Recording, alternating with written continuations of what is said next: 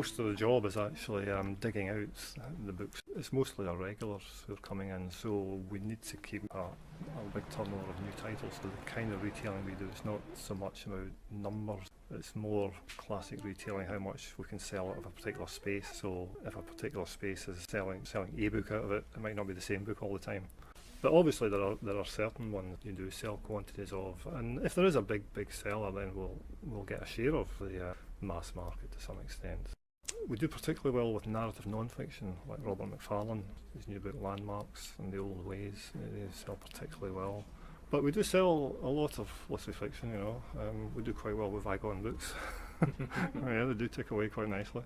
Occasionally, some of the prize winners can do reasonably well, but not every year. Some sell better than others. You know, for us, we're all choosing specifically for customers that we know really and hope to get to know if they're new customers. So it's very, very personal, you know, very tailored to an individual rather than a mass of customers, as it were. People's reading needs are so broad now and so much choice, and we don't think in terms of you know, the mass market. We don't think in terms of we're going to sell 50, 100, 200 copies of a book, you know. We think, are we going to sell one? Yeah, that goes quick, we'll get another one very quickly, and you know, you build it up. And eventually, obviously, we do sell some quantities. And a lot of people mention your movie collection too, Yes, a lot of again, classics. I think I thought I knew a lot about films before we started it, but customers told me a lot I didn't know. So again, you know, it really comes down to old-fashioned customer service, really.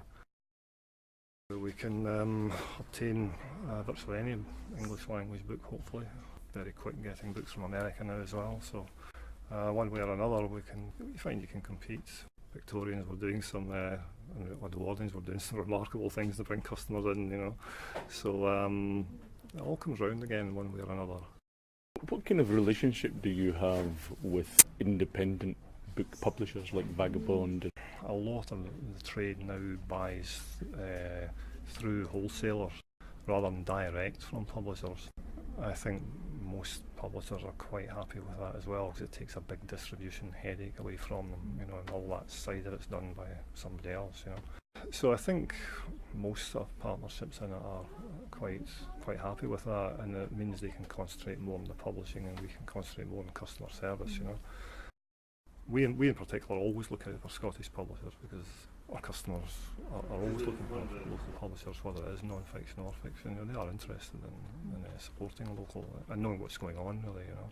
A book might get reviewed in Scottish Review of Books or the Sunday Herald or whatever, so you know, we have to be aware of it. Even if it's something that we weren't quite sure about, you know, we need to be aware of it.